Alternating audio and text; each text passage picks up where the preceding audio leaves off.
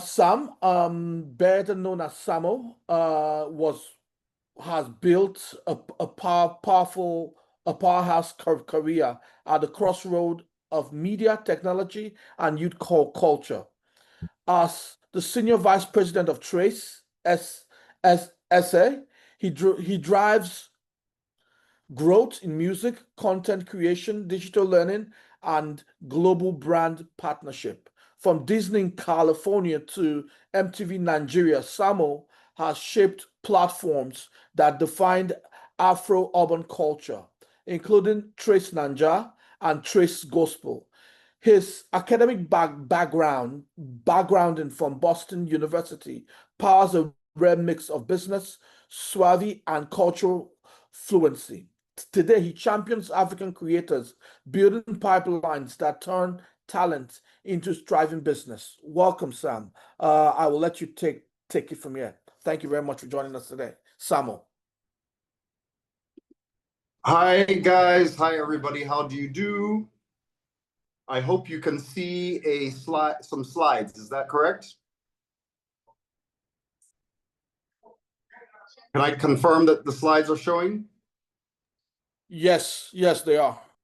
Excellent. So, guys, thank you so much for having me. Please, everybody, no vex now. My phone is it's natural. It's me. So just manage with me, and please also my very pigeon does not clearly explain that I actually am born here in Lagos. I've grown up in Lagos. My mom came to Nigeria in the 1960s. My mom came to Nigeria in the 1960s and worked in teaching. Close the door. And stayed and spent most of the Biafran War in the East, in our village, and only went back to the US towards the end of the war. I was born here in 71 and have grown up as a proud Lagos boy. Like I said, don't mind my accent. But I'm very excited to be here today and really appreciate the invitation from Marketing Edge, and definitely give a nod to my Egbons, Mr. Obi Asika, who has not only taken me as a friend and a trusted friend, but I see him as an advisor and a visionary who I look up to about many things to do with with entertainment. And I'm so proud of what him and Her Excellency the Minister are doing for the creative industry. And then, of course, speaking to my other Egbon, Mr. Femi, nod to you. And that was a very interesting presentation. So I really respect all the work that all the people here are doing. I will take a few minutes to speak about how I look at new creator value and reassessing my thoughts about the traditional creative industry. And before I even go to my slide 2, while I let you look at this wonderful lady and my opening slide, is that I would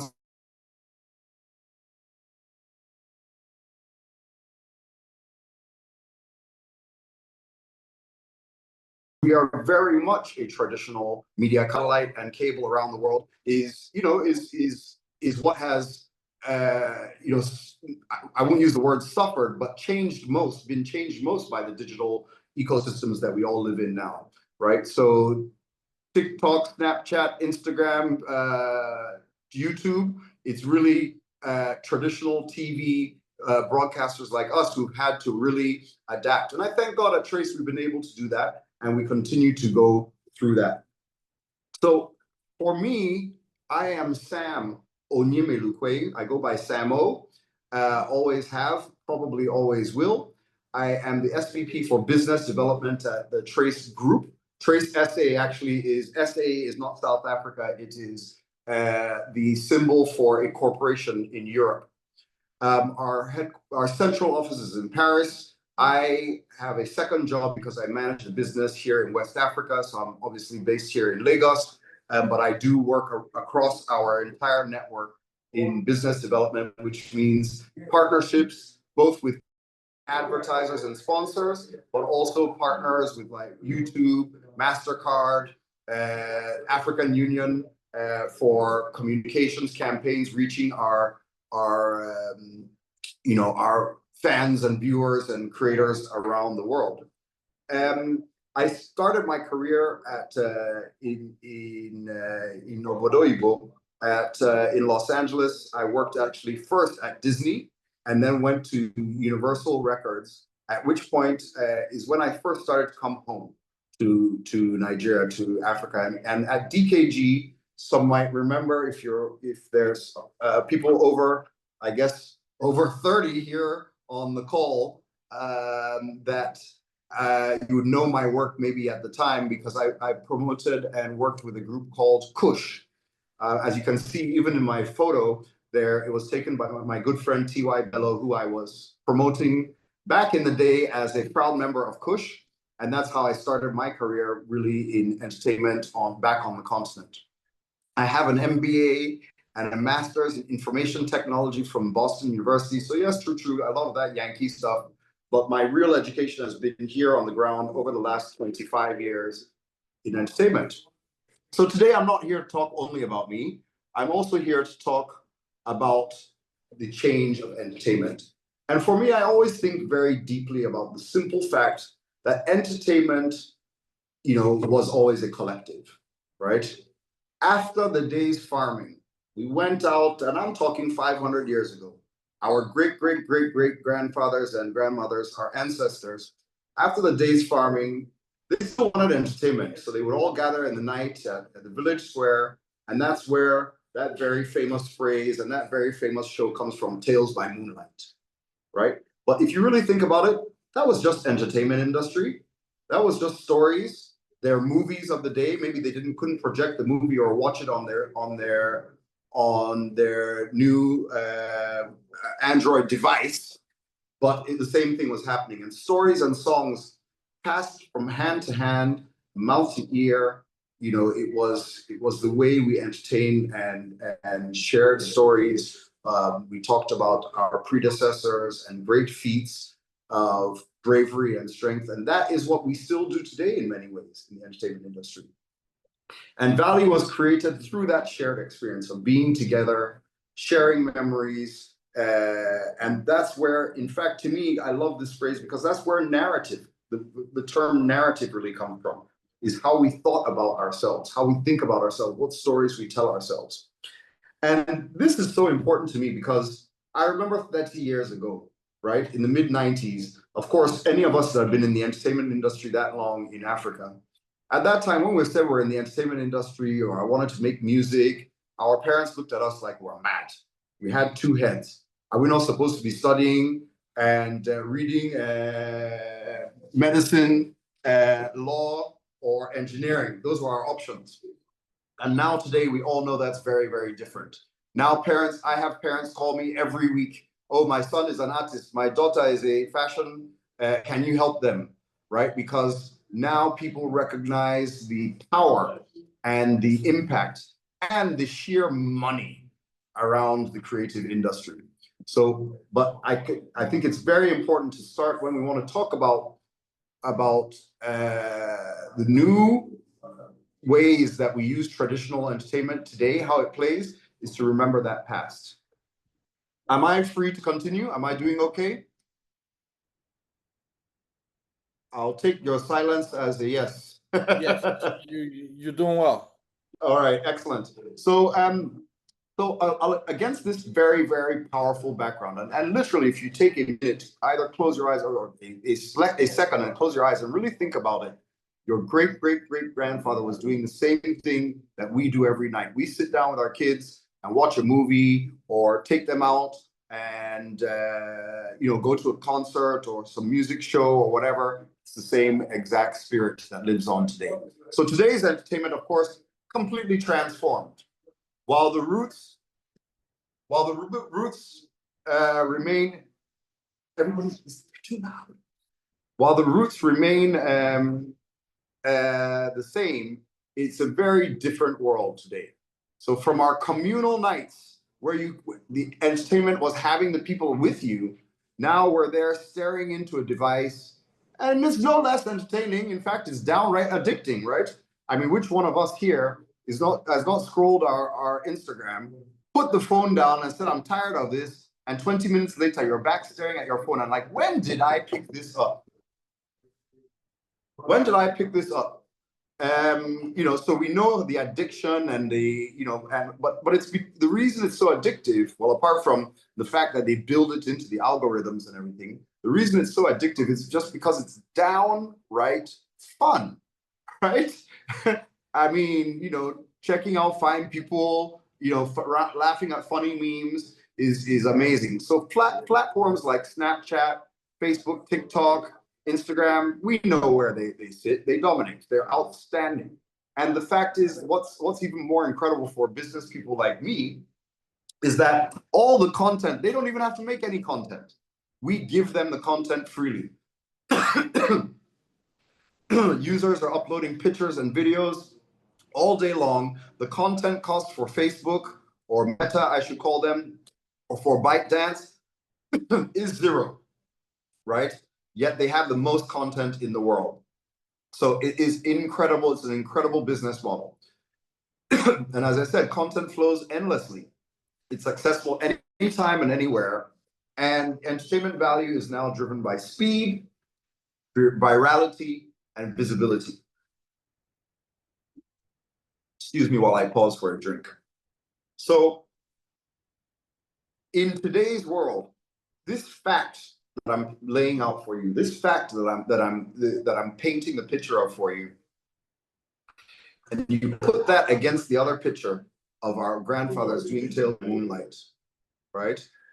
It shows that the foundations are similar. We want to be entertained. We want engaging stuff. We want to hear a story. We want to see something funny, or we want to, right? But the way in which we're doing it is very different, right? The other aspect that I will add is that let's face the facts. We're not the richest continent in the world. We're not, Africa isn't that bad. The way that some people talk about it, I think that it's very important that we ourselves, we as professionals, we as leaders, we as listeners, we as practitioners, we as entrants into the entertainment industry and the creative industry should hold on to the fact that we have proud history, and all the problems of Africa are not only in Africa. They have those same problems everywhere in the world. We are not destitute, we are powerful, and we need to own and be proud of our history and where we're going to. I guess I'm going off on a tangent. I'm going off on a bit of a tangent. Hold on 1 second. Going on a bit of a tangent.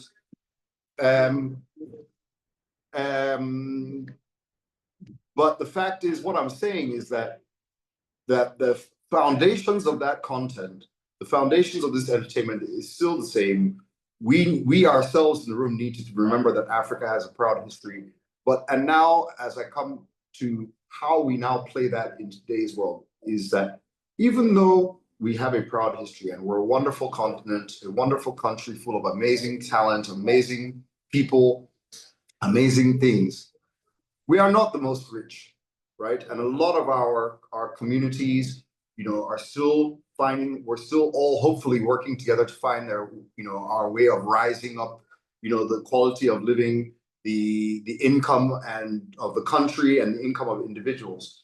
So, but as of today, I always remember that we live in a bit of a sachet economy, right? When those marketers at whatever brands it was over the last 20 years started to make sachet, we found that Africans may not have the same levels of income as they do in the West, but we're willing to pay for what we want.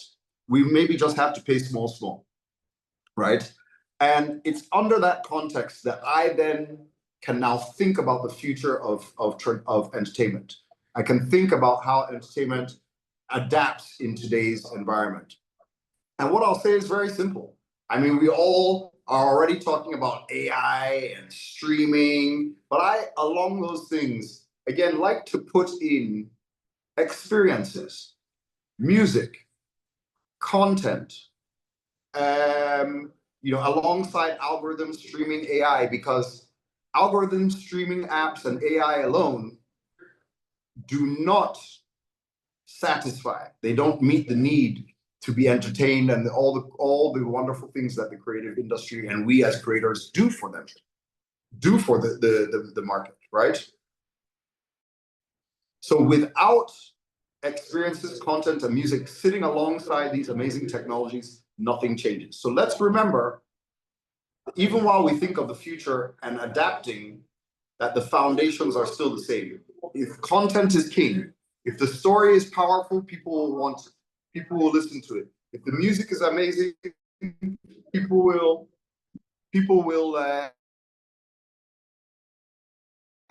dance to it. If the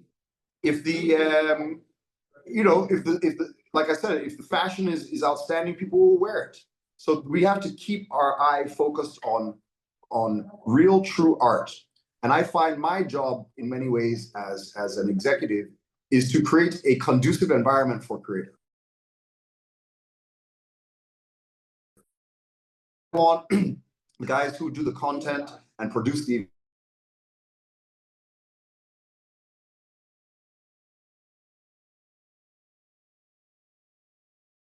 the obstacles that Lagos puts in our path, but to make their lives only focused on making the music or making the content. That's our job as executives, right? And then the other aspect is so then they can that's our jobs as executives, so they can produce the content, the experiences, and the music that we all love. And then amongst the context of the technology, AI, streaming, and apps, is that we need to now think those are our routes to market. That's our distribution. How do we get it to the people, right? Of course, streaming, is a crucial one here. Whether no matter which app you use, whether it's, and I'm talking of all streaming, whether it's literally, streaming video, streaming music, or for that matter, reading books, which is a form of streaming online, right? Which is a form of streaming. It's just you stream it into your own head, right? But all of those apps and ways of doing it are literally just the delivery method.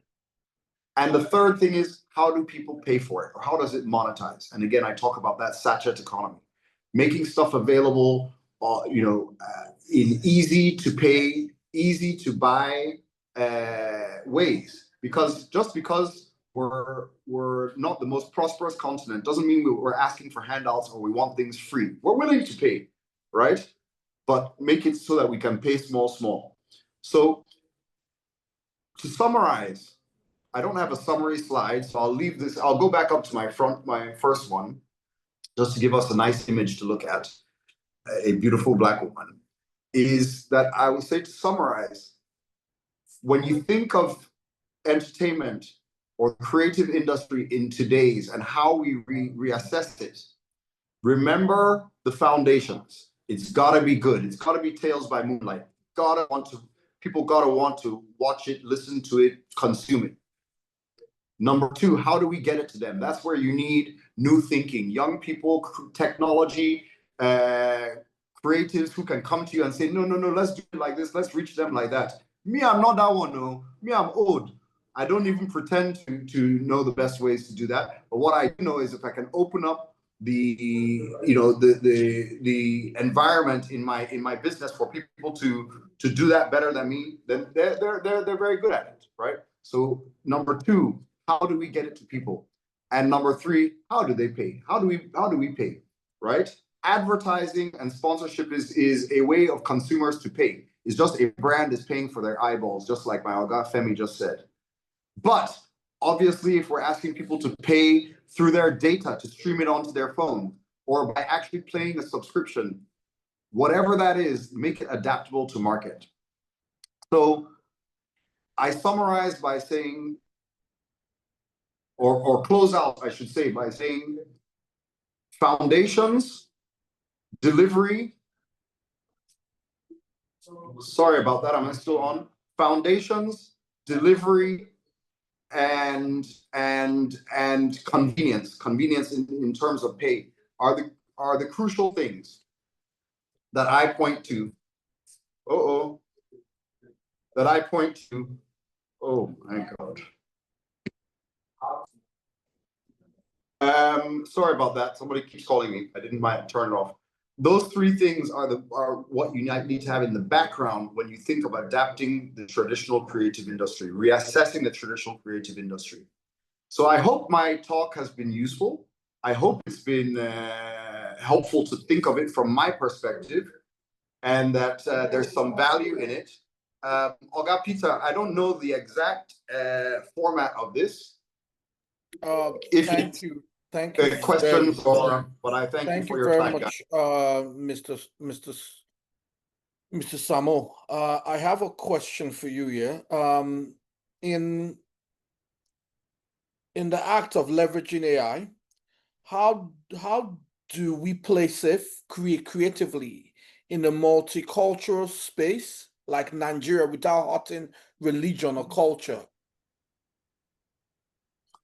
Yeah, no, that's a very good question. You know, I thank God that that there are a number of very smart people working on this exact point, and that it's been recognized early that AI is biased towards the West and towards white and white men in particular, right? I think that number one is that that there's a lot of opportunity there, number one, for business in terms of training, making data available to train AI on local. I'm sorry? Okay. Okay, you weren't talking to me. I think there's a massive business opportunity in producing and making data available to train AI on traditional stuff. I know there's an AI that speaks Pidgin. That's a friend of one of the guys here in the office is doing. I think it's a bit bigger than just sounding like a friend. But it's very, very important that we maintain and protect our culture and African sensibilities within AI. And so one way to do that is literally, first, the long term is training AI and making data available. My Egbon Obi said something so interesting to me a few weeks ago, that in the north, deep in the north, all these mosques and so on, they have huge libraries of ancient writings and so on, and in Benin Kingdom, and it may be the art and the tradition, that content needs to be fed into AI. But that's the long term. The short term is talk to it, learn to prompt properly, learn to push the AI to go and research deeper. Chat GPT-5, is all in one. And it's important that you guide it. You don't just ask it open-ended questions. You guide it specifically. So you tell it how to act and you tell it where to get the information so that it balances. I hope, Peter, in the long way around, I've helped answer that question. But AI needs to be trained. But in the meantime, you tell it where to go and get the information. Thank you very much. You did answer the question. The second question I have in attention span, right? Attention span. Attention span is no doubt becoming a very short thing. Yeah, I can't believe I've even managed 20 minutes here.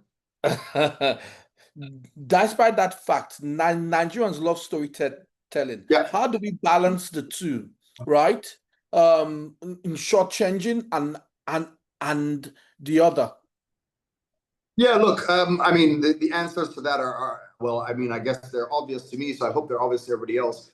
Look, clearly, we've seen attention spans actually diminish because of technology and because of how much content we can consume, short videos coming across every minute. And of course, one of the most powerful responses we've seen to that are microdramas. I'm sure many people on this call have gone down the rabbit hole watching microdramas. I've even done it and been annoyed at myself while doing it, right? So it's adapting our own storytelling. I'm not saying that everybody should go tomorrow and start doing microdramas, because it is a really powerful thing and it is having a huge impact on how stories are told. But don't forget that full-length feature films are still generating, $1 billion, at the box office, individual films. So it's not either or. It's again taking these three principles I talked about. What is the foundation? Great story. How are we getting it to them? Short, how are they paying for it? Short. So microdramas really tap into that framework that I offered, and but I think that it will continue to change, and new things will surprise us every day. It's not only short content. You know, I've also seen such things as multiple endings, write your own stories, which are more and more becoming, you know, coming back into vogue, and we'll continue to diversify how we interact with content. Thank you very much. Thank you very much, Samuel. I definitely learned a few things from you, and definitely you fully Nanja. Thank you, Yes, bro. that's quite. I do hope we do get to connect sometime soon. But thank you very much for taking Thank our you, time everybody. today to join us. We do appreciate you taking our time to join us today. You're Thank you very much for it. You're very welcome. What I would say lastly is, as I say on my LinkedIn, you know, I speak sometimes at these types of things, and people tell me they get something out of it. I truly hope so. Thank you, guys. Bye-bye. Bye.